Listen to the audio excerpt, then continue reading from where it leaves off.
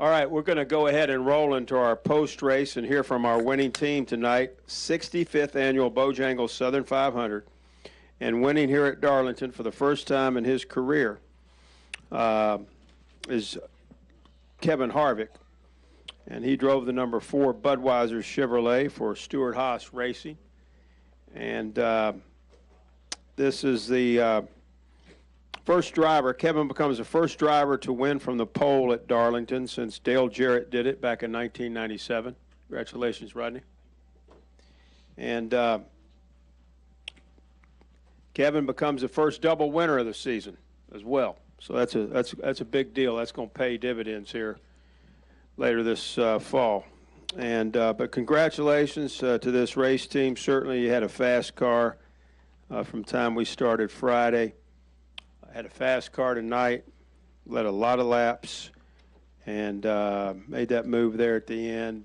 Just talk about how that all played out. Certainly you were the class of the field. The drivers that were in here earlier tonight certainly testified to that. But just talk about how you had to get up through there. It wasn't easy, was it? Made it a lot more stressful than we'd have liked it to have been. But, you know, honestly, I felt like we did everything right with putting the 4 tires on. I didn't really expect, you know, four or five, 6 of those guys to put on 2 tires, to tell you the truth. But all in all, I think it worked out, you know, really good the way the cautions fell. And we were able to just get – our car was really good on the launch on restarts tonight, and we were able to push the 88 to the lead that one time. And I felt like I had a little left in the bag down there in 3 and 4 on the top on the restarts. You know, kind of learned that last night in the nationwide race. But all in all, it was a good night and really a great weekend. And just proud of all my guys for everything that they've gone through over the last 5 or 6 weeks. And we've had cars this fast, and we just, you know, have had some things go wrong. But I think it says a lot about the character, the people, and the things, you know, that happened within Stuart Haas Racing, and to have everybody keep their head down and stay focused on what they need to be focused on. It was kind of like a big test to see if it would implode from inside out, and everybody just kept doing what they're supposed to do, and everything went really well. Congratulations, Kevin. And Rodney, certainly a big win here. As Kevin alluded to, it's very, very big to win this race here at Darlington. And just talk about how things folded out there at the end. Cautions came out. Cars were spinning out, fluid on the track. You had to make a call there at the end. It was the right call. Talk about the thought that went into that. Yeah, I mean, I thought we had a strong car all weekend. So when it comes down to the end like that, I thought the right thing for us was to put 4 tires on. And I was sitting there thinking in my head there would be 3 or 4 that put 2 on, and you know, we were right beside the 20 and the 24 on pit road. So I knew that's what they were going to do, but I still thought 4 was the right thing. And you know, we got a little bit fortunate there with the caution coming out. You know, if that wouldn't have happened, we probably wouldn't have won the race. So, you know, it's hard to say. It's always easy to go back and think about that stuff and what you should have done and shouldn't have done. But I think we could have won the race on 2 tires, and we still won it on 4. So, you know, really all that goes down to Kevin and his determination at the end of the race, and the guys, you know, building a strong race car and you know, like he said, keeping their heads down and just keep preparing for each weekend. Very good. We'll take questions now for our race-winning team. We'll start here with Hunter, and then we'll work our way over to Matt. Go ahead, sir. Kevin Harvick, Hunter Thomas with thefourthturn.com. I believe you tried to win here at Darlington for 18 different occasions. What's it like to finally reach victory lane here at the Lady in Black? Yeah, this is you know, this is one of those places that you circle every year. You come to Darlington, and you know, most all of us know the history of this particular racetrack and what it means to our sport. So to come here each year and know that now you only have one shot, and but to win the Southern 500 and you look at the names and pictures on that trophy that they have out there is something that's pretty phenomenal to be a part of. So it's the last crown jewel race, I guess you could say, that we wanted to. I told him before the year even started. I said, if we're only going to win once this year, let's win at Darlington. So because it's just, this is just a place that you want to race, and I love racing here, and I think it's like going to Bristol for me, for him here. He hasn't he's not as enthused about it as I was. So, but all in all, it's a great place to race and means a lot to our sport. You certainly have completed now all of them, 500, 600, Brickyard, this one tonight. So congratulations. Let's go to Bob Pockris.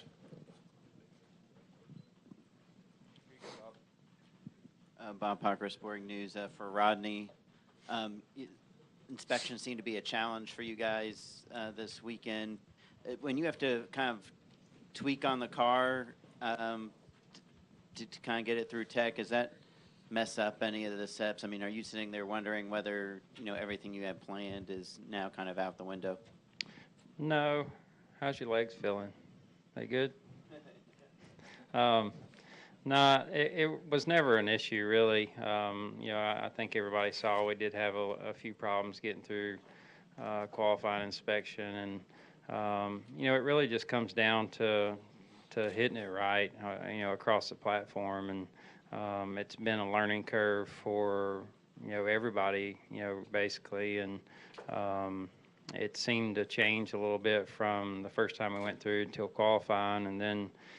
Of course, in qualifying, it didn't hurt the car at all. And then, we went back through today and had this similar issue. And we got in trouble a little bit because I was in chapel, which I thought was kind of weird. But, the guys aren't allowed to mess with the car unless I say, tell them what to do. And I was in chapel. So, all in all, we got through there fine. It's not an issue, and never thought that it was going to hurt the car one bit. Let's go up to the press box. Questions for Kevin or Rodney? Ed Hinton, ESPN.com. One for Rodney, one for Kevin. Rodney, when you made the four-tire call, did you have in mind that very likely at this place there were going to be more cautions and more restarts to make up for the four-tire time? Originally, when I made the call, that's not what was in my head. After we left pit road and I saw that many cars in front of us, I thought that was maybe our only shot.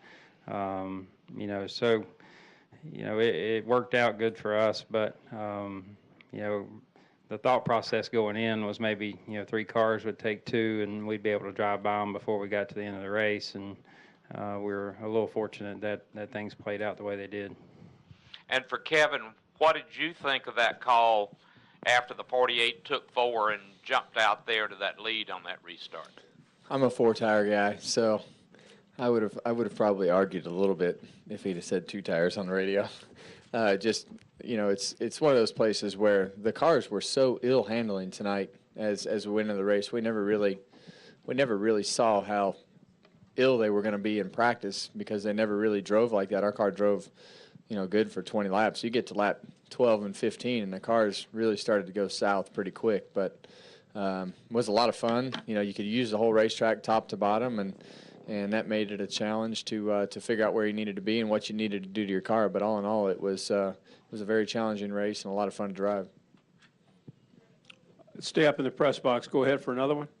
Jeff Gluck from USA Today. I understand that racers in general measure things by how fast the car is and not necessarily the results. And you guys have still had fast cars, even though you haven't been able to close out some of the races, not by your own doing. But was there ever times over this kind of mini slump, I guess, where you guys looked at each other and you're like, geez, if we can't finish some of these races, we're going to be in trouble long term? I mean, what was the conversations like? You look at all sports and people go through, I guess the classic example in today's day and age would be the Indiana Pacers. You've seen them go through a slump, and they are imploding within as a team and as players. They're just absolutely destroying each other. And I think when you look at this team, you look at all the things that have happened, and the same thing could have happened, but everybody's patted each other on the back and said, look at the speed of our race cars and look at the things that we've been able to accomplish, and everybody just kept supporting each other, and everybody's frustrated and everybody, wanted to finish the deal on weekends where we felt like we could do exactly what we did here today and did at Phoenix. But sometimes it just doesn't go your way, and you have to be able to put that behind you, whether you win or lose. I mean, Monday morning we have to be able to put this win behind us and say, all right, what do we need to do? What do we need to do to get better? And how do we do that? And where do we go? And what do we do? And where's the weak link? And so I'm just proud of all my guys and Rodney for keeping them all together and being a part of it and seeing it not implode from within is pretty awesome. Press box, any more questions? Tony Bullock, Courier Tribune. Kevin, you alluded to this earlier about winning the 500. Now you've added the Southern 500. You've got Daytona. Can you put into words the mindset of the drive and desire now to chase down a championship, to sort of just put the bookends to your career and to your legacy in this sport? Well, I'm excited about it, and I think that's why everybody on this team came here. We came here to race for wins, to be in a position to where we could contend for a championship, and felt like, I really feel like everybody on this team felt like we all bettered ourselves in coming together and being a part of Stewart-Haas Racing. For us, it's a lot of fun just for the fact that, you have so many resources, and it's almost a challenge to figure out how to use them all. Gene has put in a major commitment from a financial standpoint, and I think that's hard to get used to because it's all about winning. It's not about money. It's not about resources. It's all about what do you need and how are you going to achieve what you think you should achieve, with the people around you. And in the end, you're as good as the people around you, and hopefully we can keep getting better. I feel like we have, as an organization and team, we have a lot of room for improvement, and we just have to keep picking it apart one piece at a time. Press box, another one. Clear upstairs. Let's come back downstairs. I think I saw Dustin. Did you have a question? And then Mike Embry. And David. I'm sorry, David. Go Dustin, David, and Mike. Dustin Long, MRN.com. Two questions. One for Kevin is, when you think about it, like you said, you won Daytona, Charlotte, the 600, the Brickyard, and now here, kind of a NASCAR Slam. What does that mean in being able to accomplish all those things in your career, and from all the way back from being on Ron Hornaday's couch to doing it, and for Rodney, I guess can you talk about the fuel issue, and did you almost feel like something bad had to happen tonight to overcome before you could win, and that was kind of the obstacle you guys faced tonight? Well, I think to be a part of the sport and be able to accomplish the race wins that we've been able to be a part of, I just feel lucky, to tell you the truth, just to be a part of it. This is what I used to do for a hobby, and I'm sure Rodney will tell you the same thing. You used to do this as your hobby and pay to do it. We're fortunate to be able to do this for a living, but to be able to have celebrated, a lot of the race wins, whether it be Indy or Daytona or Charlotte or All-Star Race or the Southern 500 now is something that, some people don't get to experience at all in their careers, but to celebrate them all is something that's pretty phenomenal. So I just feel lucky. I'm glad to be here. I love my job and looking forward to racing every week. Let's go ahead, Rodney. I'm sorry. Go ahead. And I'll echo what Kevin said. As young as I am in my career, I've been really fortunate. That race in Charlotte for the Coke 600, I was lucky it kept raining. And then this year I was lucky that Kevin Harvick wanted me to be his crew chief. So, this has been phenomenal for me and it means a lot. But as far as the fuel issue, it really just came down to the can didn't plug in right the first time. And once the can doesn't plug in right the first time, it pretty much becomes a disaster, and panic mode sets in. And, it's one of those deals where we're a young team, but we made a mistake, and we switched gas men as soon as it happened, and I was like, we're not giving this away. And we had somebody different the rest of the race, and did an excellent job. But the person that made the mistake, I support 100%. We're still a young team and still learning, and that's something that we just got to work on. Go ahead, David. David Carabello, NASCAR.com. For either one of you guys, we see a little more gray in this racetrack every year we come back. 4 tires, 1 tonight. Are we getting back to the point at Darlington where 4 tires is the only call here? Are we that far away from that again? God, you gotta love it. Gray racetracks. You can almost see the sparkle of the rocks coming out in the asphalt. That's so exciting. Maybe we need to spread the South Carolina sand on Kansas and Charlotte and all these other racetracks that haven't aged as fast as this one. So, when you start to see that gray and you start to see the seams and you can see the sparkle of the small rocks in the asphalt, just it just makes it fun. I mean, Darlington is what it was supposed to be tonight. The cars slipping and sliding and bouncing off the walls and, hard to drive. And that's how you want every racetrack to be. You have Atlanta, you have Chicago, you have Richmond, a lot of these racetracks that are wore out. We need to go in there and, I don't know, maybe we need to take some of this sand and just spread it everywhere and just rub it in with something. I don't know. Right. That's what Jim Hunter would say, right? Exactly. I think he was talking through you right now, or you were talking Absolutely. through him. Let's go to Jim, and then we got Mike. Jim Mutter, Charlotte Observer. Your face looks a lot better behind that camera. Thank you. Yeah, thank you. I've noticed that all weekend. This question is for each of you. What do you think is you consider more exciting? What you've already accomplished this season, or? Wait a second. We're talking about excitement. Right. Have you seen how excited he gets? Yeah. This is it. This is it. This is excited as he gets. What you've already accomplished together this season, or the potential for what you still have to go the rest of the season? I think for me it's the potential. Just seeing what's forward. I think you look at all the guys, and I've got to know them all pretty well now, so it's a lot of fun to have everybody's put the energy in to work hard to be a team. And, he pushes a lot of that. And I feel like we have a great relationship. But I feel like all of the guys on the team have a great relationship, not only with him or myself, but with each other. And that's important. And I think as we go through time, there's still a lot of growing pains that we have to work through as far as structure and things at Stewart-Haas Racing in general, just as you look at the 4 teams and how they flow and who does what and how things work. So it's there's a lot of things that still need to be worked on. But even on a good team, if you're sitting on your hands, you're getting ready to get past, because this is a competitive garage and there's a lot of competitive people that push things to